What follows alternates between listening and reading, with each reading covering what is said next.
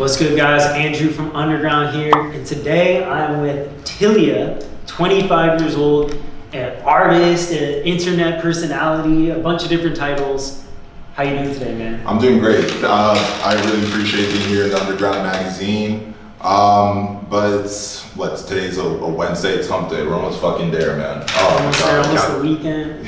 It's not a bad Wednesday either, just doing stuff like this. Dude, it's people always ask me what I'm gonna do 5 years from now. I'm just telling them I'm hoping I make it till Friday, you know what I mean? Like it's kind of all right, sorry to run that back in, but that game we just played, intense. I don't think I've ever had to jog my noggin that hard in a while. I think that's why if you guys have seen my TikTok skits, that's really why I do prefer writing skits in general. I didn't realize how out there that was. It's like your version of freestyling type thing. It's like I need time with some stuff, you know what I mean? Like, 'cause I really I especially with knowing what it takes to really be good on that platform, make every second count. People have a short attention span, and it's really, if you really want to design it in a way in that short amount of time to make sure everything it hits, the way you're delivering it hits, like I don't know if I'm crazy that a nigga needs some time, you know what I mean? Like you gotta.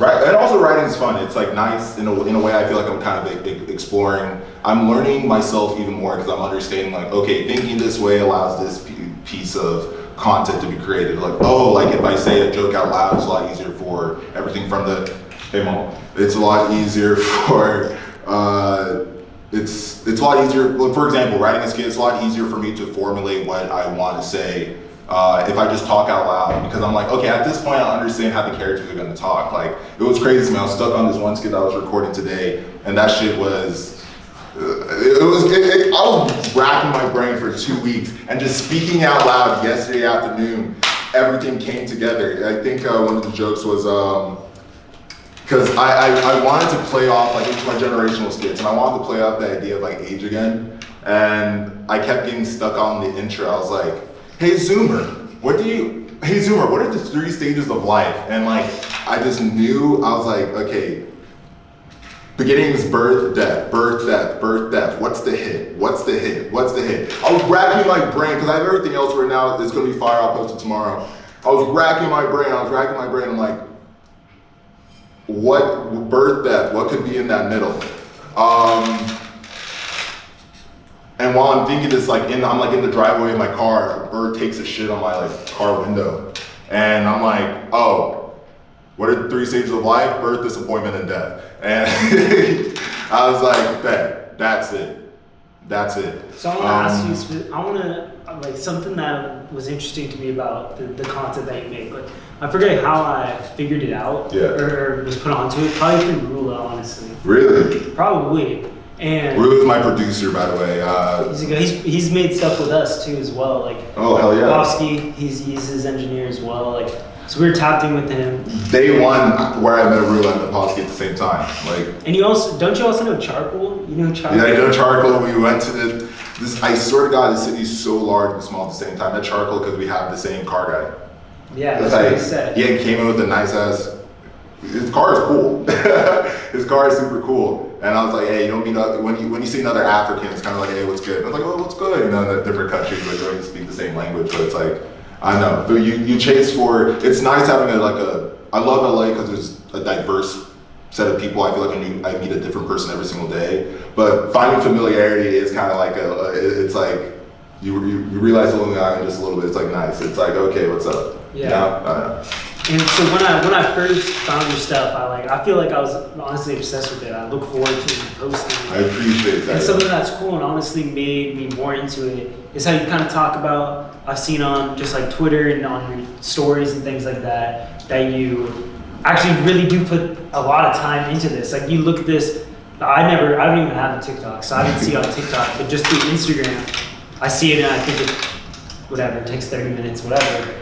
And I think I hit you up once and you're like, yeah, I'm writing a fire on there now. And I was like, or you even said, we're writing a fire on. Oh, I was yeah. Like, you really take the time to write these things? Like, how do you even choose the topics? Like, the one that you recorded today, how did you just this is the one I want to do, and I'm going to dedicate time to creating this. This is one I think is engagement a big part of it? What you think is going to get engagement wise? I've been working social media for a while, so like the terms of the rules of engagement, how to get things going. I've been working social media since I was like 13. So all that at this point is kind of just like intimate knowledge. It was really just being able to create the content that would work for me and like understanding my mindset, accepting the mindset that I was a creative myself. So, for example, the generation ones, I kind of just, I make those when like sometimes the political spectrum ones, I need a break. Like, because it really does take a good amount of time. The average one from far right? I'm consuming every single piece of news from all those sources. I could say probably those are pretty intimate as well. I grew up in Denver, Colorado. I went to private Catholic schools up until I was 14. Finally got kicked out like after my sophomore year. Asked to withdraw. My grades were too good. And then because I hated the school, but no, again, being grown up in a private Catholic environment, I understood very much a white suburban aspect to politics and understood really how those bubbles get formed. But also growing up being black, I could understand like some of the contradictions in the day to day and like kind of like, it's crazy. People like to use the word radicalization. It's just like when I went to college, I finally had words to stuff. Like, well, specifically studying. So I graduated sociology, ethnic studies, and geography from the University of Colorado Boulder. And like those are all degrees because I was just like, I want to understand people more because I would just be so interested in my day to day. I was like, okay, I'm hearing this from school, but I'm seeing this happen. Again, like they didn't teach me, you don't have words for like microaggressions and stereotypes, so a lot of those things would affect like how I even became like, the person today. Niggas ask me, actually, the Caucasians would ask me, Colorado, Caucasians ask me, Mama, when are you gonna play basketball? And I'm just like, I've never talked to you about basketball ever, Kieran. So I picked up a skateboard. Like it would be like these type of things I would kind of like push them like, okay, this is what I'm gonna do. Because I feel like, you know, as a kid, you're not really like thinking of it so intently, it's just so natural that like you actually no. Your kids aren't dumb. If they see all on TV, they start seeing connections like, okay, the only type of people I see that looks like me are doing these type of behaviors that aren't honestly too hot on the perspective of what it means to be a young black man in America. I started understanding, oh, if they expect these things from me, it's like they see like a blueprint roadmap in their head. And that's kind of scary to be seen in the box. I've always been a person that I hate fucking walls. So because of that, I didn't start fucking listening to hip hop till I was in high school. You know how sad that was? Now fucking so sad that was. That's like 2000, like don't get me wrong, I hate the fact when people like every single year like a group like white Twitter will be like Jay-Z and Linkin Park's Collision Course saved race relations, and I hate that. I'm like, yo, low-key feel like it's like, damn it, why do I drive it that low-key? But no, honestly, the song that really made me like, because I was always listening to my dad introduce me to Kanye West, so I always liked Kanye West's stuff. He made me really see hip-hop as like I say the best way to describe hip-hop is like, it's kind of like a collage genre. Like that's how I like, coming from like rock, growing up pop punk, and like a lot of jazz. And then coming into hip hop, I was like, oh, it's like, this is, to me, it's the most creative genre, like by far. And like understanding, like really the sheer depth of just understanding, like sure you can see like more like intricate, like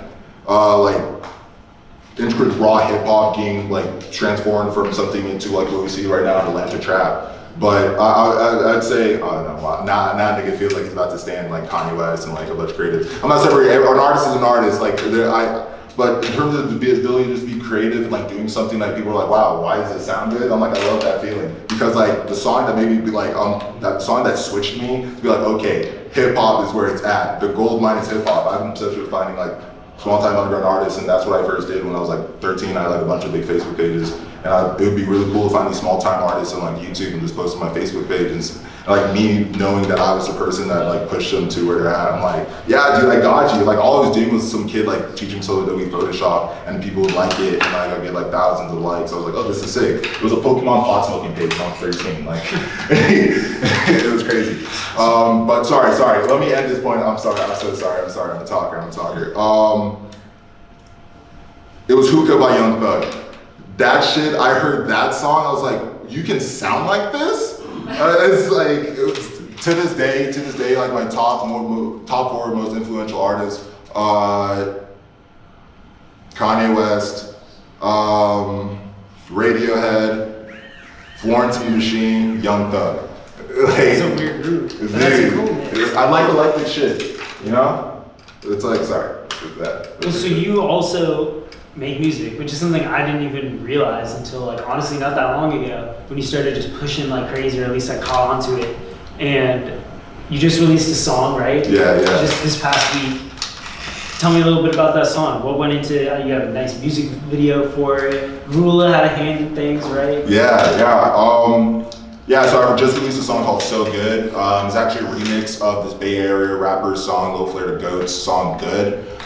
He was actually one of the first, this kid's like damn near about 17 years old, already like having a popping career, and he graduated high school at like 15.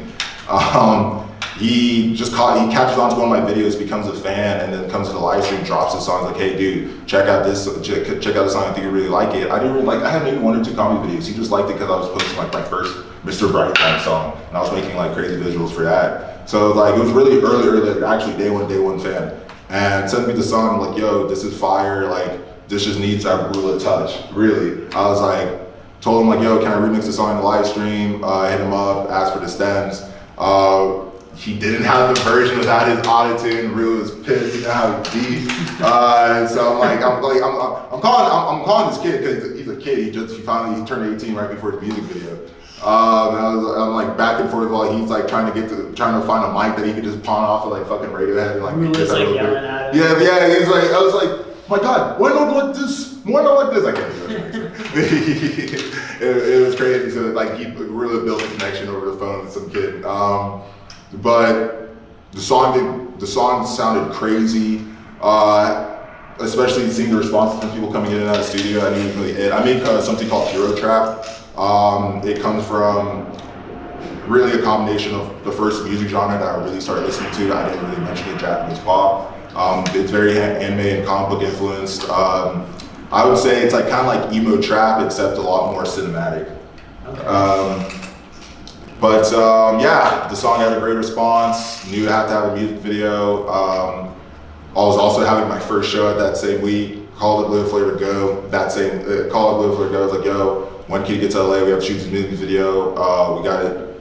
I try to stack the singles. Like it's like if it's something I really believe in at this point, I just like the exposure. It's not really the money. Like I like creating stuff and it being like the vindication is nice. It's like validation of existence. I don't know, existential crisis, but we can package that.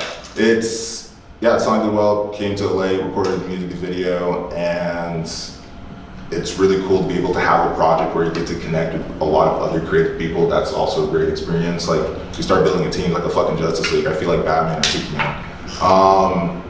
And it just comes together to make some really dope shit. Like I see the creative process of just being that adventure. Do you like going, let's say 5 years in the future from now, would you rather be more known for your like political commentary content or your music shit?